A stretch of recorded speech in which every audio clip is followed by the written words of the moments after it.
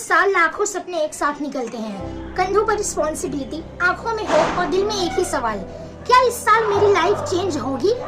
ये भीड़ किसी मेले की नहीं है, ये भीड़ है भारत के सपनों की, उन सभी स्टूडेंट्स एस्पिरेंट्स के ड्रीम की जिन्होंने सिर्फ एक ही ड्रीम से जाया है एग्जाम को क्रैक करने का, जो सुबह से शाम तक मेहनत करते हैं, कहीं लाइब्रेरी में, कुछ अपने घरों में, तो कुछ छत पर जाकर के वो उस ठंडी के टाइम वो छत पर बैठ करके पढ़ाई करते हैं सिर्फ एक ड्रीम के लिए, एक गवर्नमेंट जॉब, एक स्पेसिफिक पोस्ट के लिए।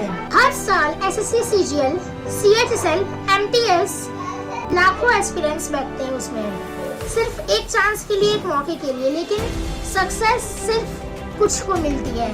इसका प्रूफ भी है मेरे पास। 2025 में 36 लाख से ज्यादा एप्लीकेशंस फॉर्म भरे गए, फिलअप हुए, वैकेंसीज सिर्फ अराउंड 5674, यानी 662 एस्पिरेंट्स पर सिर्फ एक बच्चे का selection. You can see the ratio guys, ratio को चेक करो, 662 एस्पिरेंट्स में केवल एक बच्चे का सिलेक्शन हो रहा है। सोचो 662 सपनों में से बस एक को मिलती है मंजिल, फिर भी कोई गिव अप नहीं करता है, क्योंकि उन्हें पता है कि भारत सिर्फ एक देश नहीं, ये एक इमोशन है। एसएससी एमटीएस एग्जाम हर साल 35 से 55 लाख एप्लीकेशंस, उनमें से कई बच्चे विलेजेस से आते हैं जिन्हें लैपटॉप या एसी रूम्स या फिर कोई भी ऐसे लाइक लग्जरी चीजें नहीं मिलती, ओके? उनके पास सिर्फ एक ओल्ड स्मार्टफोन होता है, किसी के पास तो वो भी नहीं होता, एंड बस उनका एक ड्रीम होता है कि यस हमें अपने पेरेंट्स को प्राउड फील करवाना है। लेकिन सोचो जब 35 लाख बच्चे एग्जाम देते हैं और सिर्फ कुछ हजार ही सेलेक्ट हो पाते हैं, तो सिस्टम कितना अनफेयर लगता है ना। पर भारत का यूथ हार नहीं मानता, वो गिरता है, उठता है, फिर लड़ता है, क्योंकि हर एक एस्पिरेंट के अंदर एक सोल्जर छुपा हुआ है, ओके? ये सिर्फ कंपटीशन नहीं, ये एक रिवॉल्यूशन है, वी कैन से, ओके? जो साइलेंस में हो रहा है, बुक्स और आंसर शीट्स के साथ हो रहा है, ओके? ये सिर्फ नंबर का गेम नहीं है, रियल भारत की कहानी है, जहाँ 5 करोड़ बच्चे अभी भी पॉवर्टी में हैं एंड उनके सपने दुनिया के सबसे रिच ड्रीम्स हैं, alright? So yes, this is not just about SSC exams. This is about the real Bharat, जहाँ हर एक स्टूडेंट एक सोल्जर है जो हर दिन सिस्टम से लड़ रहा है, अनफेयर रूल्स के अगेंस्ट, पर फिर भी मेहनत कर रहा है, सपने देख रहा है, क्योंकि भारत जब तक जिंदा है तब तक उसके एस्पिरेंट्स जिंदा है। गाइस, लेकिन इसमें ना कुछ चीजें हैं जो कि मुझे समझ में नहीं आई।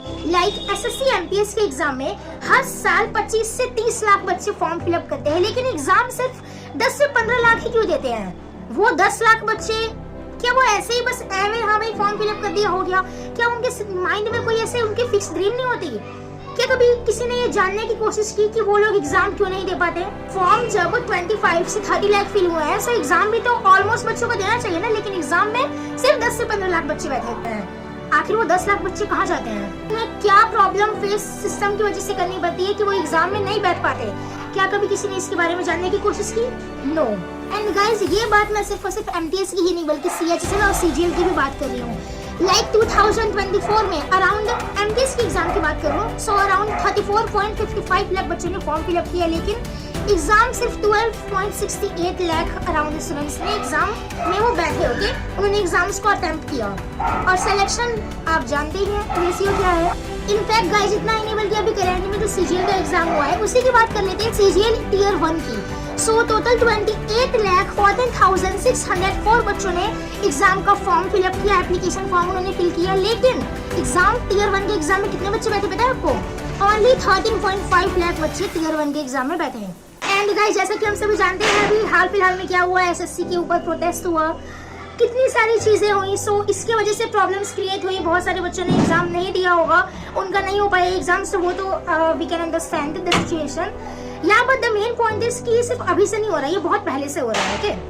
गाइस, एसएससी एमटीएस का जो 10th लेवल का एग्जाम है उसमें सिर्फ 10th लेवल के ही नहीं बल्कि 12th लेवल, ग्रेजुएशन, जो बच्चे जिन्होंने ग्रेजुएट कंप्लीट कर लिया है वो भी बच्चे बैठते हैं। सो गाइस, आप खुद ही कैलकुलेट कर सकते हो कि यहाँ पर कंपटीशन कितना टफ है। I mean, वो बच्चे जिन्होंने सीएचएसएल, सीजीएल का एग्जाम ऑलरेडी क्रैक कर लिया है, लेकिन सिर्फ नियर बाई जॉब सेंटर पाने के लिए वो दोबारा से एमटीएस के एग्जाम में बैठ रहे हैं। सो ऑब्वियस सी बात है कि जब एक 10th लेवल का बच्चा अपनी प्रिपरेशन करता है और जब एक सीजीएल क्रैक स्टूडेंट या फिर सीएचएसएल क्रैक स्टूडेंट, उन दोनों के बीच में क्या डिफरेंस है, you can understand directly, okay?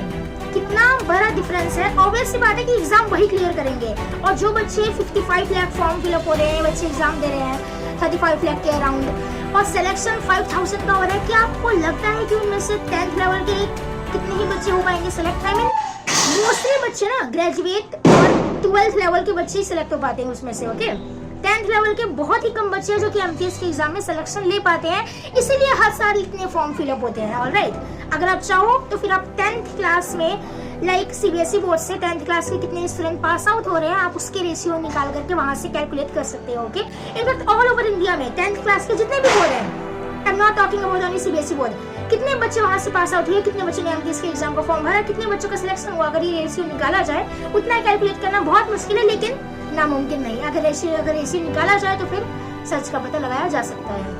Guys आजकल अगर देखा जाए तो आज हमारे पास ऑनलाइन इतनी सारी चीजें अवेलेबल है, वेबसाइट्स, यूट्यूब चैनल एंड अच्छे टीचर्स जो कि अवेलेबल है हमारे यूट्यूब पे, जो कि हमें इजीली पढ़ा रहे हैं, बहुत ही अच्छे से सारे कंसेप्ट को क्लियर कर पा रहे हैं। लेकिन इसी सिस्टम की वजह से ना सब कुछ एक तरह से वेस्ट हो रहा है गाइस। बच्चों की जो मेहनत है ना वो सब कुछ वेस्ट हो रही है। So please work on it because I know that this is tough. Okay, but यार दिस इज नॉट इम्पॉसिबल। क्या कोई रेगुलेशन है जो एक सेलेक्टेड कैंडिडेट को लिमिट करे दोबारा एग्जाम में बैठने से या फिर दोबारा एग्जाम के अटेम्प्ट लेने से? And guys I must say that SSC other 247 channel which is a great channel as I have ever seen in my life, because I am also a student and I am also currently studying from this channel. Okay, I am preparing for SSC, MDS and CHSL exam. I want to end this video with a thank you speech for Pawan Mural sir, that thank you so much for giving me this great opportunity to come here and speak. But yeah, whatever in my mind I have spoken directly. Okay, I hope that government will work on it and one day our system will be changed and then we will able to say directly that yeah, in